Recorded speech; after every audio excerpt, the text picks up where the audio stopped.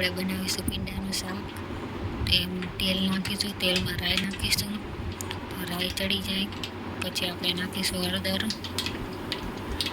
નાખીને થોડીક વાર ઉકળવા દેવાનું. ઉકળી જાય ને પછી નાખીશું આપણે ભીંડો. તો હવે ભીંડો નાખી દઈશું આપણે. ભીંડો નાખીને આપણે થોડીક વાર તેને ચડવા દઈશું. ચડી જાય તો હવે આપણે ચડવા દઈશું.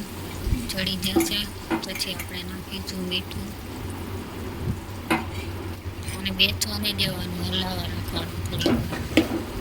તો હવે આપણે નાખીશું મીઠું નાખીને પછી હલાવીને ચડવા દેવાનું.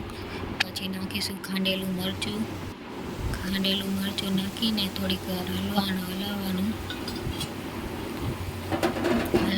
પછી થોડીક વાર રહેવા દેવાનું. પછી આપણે શાક.